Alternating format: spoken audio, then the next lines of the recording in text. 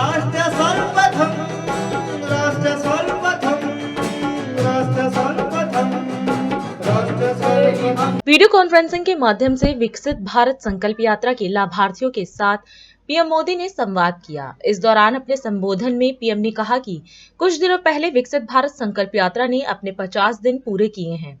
इतने कम समय में इस यात्रा से 11 करोड़ लोगों का जुड़ना ये अपने आप में अभूतपूर्व है। समाज के अंतिम पायदान पर खड़े व्यक्ति तक सरकार खुद पहुंच रही है, उसे अपनी योजनाओं से जोड़ रही है।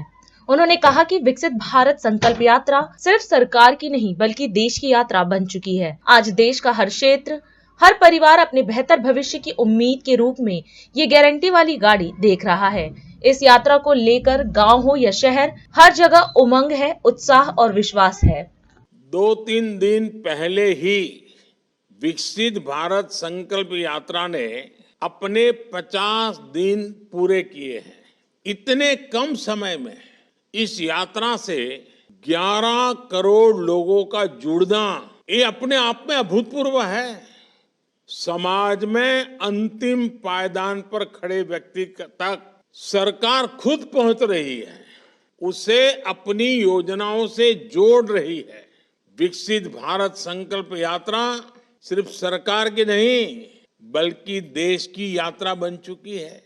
सपनों की यात्रा बन चुकी है, संकल्पों की यात्रा बन चुकी है, भरोसे की यात्रा बन चुकी है। और इसलिए तो उसे मोदी की गारंटी वाली गाड़ी बड़े भाव से आज देश का हर क्षेत्र, हर परिवार अपने बेहतर भविष्य की उम्मीद के रूप में ये गारंटी वाली गाड़ी देख रहा है।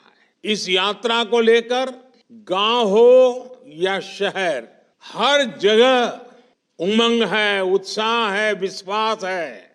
मुंबई जैसा महानगर हो या मिजोरम का दूर सुदूर का गांव, करगिल के पहाड़ हो या फिर कन्याकुमारी का समुद्री तट, जिन गरीब लोगों का जीवन सरकारी योजनाओं का लाभ पाने के इंतजार में बीत गया, वो आज एक सार्थक बदलाव देख रहे हैं। किसने सोचा था कि कभी सरकारी कर्मचारी, सरकारी अफसर, ये बाबू और ये नेता लोग खुद गरीब के दरवाजे पर पहुंचकर पूछेंगे कि आपको सरकारी योजना का लाभ मिला या नहीं मिला।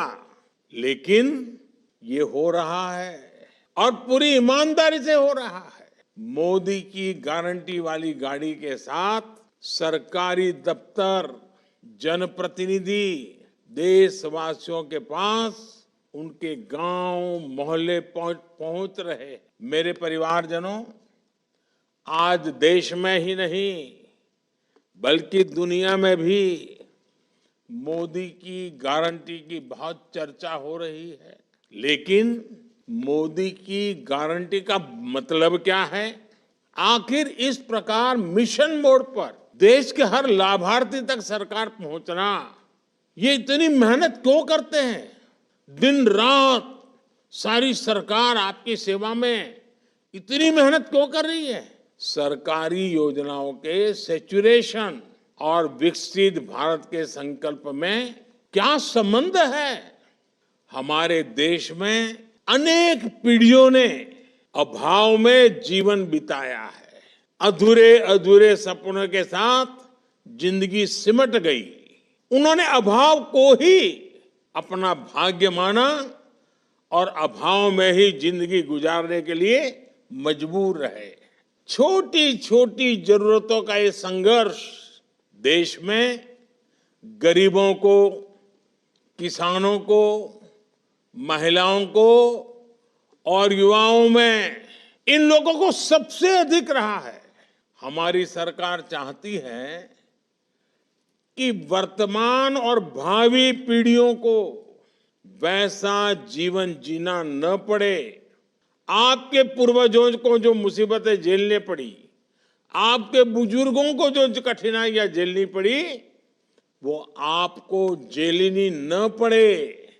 यही मकसद से हम इतनी मेहनत कर रहे हैं।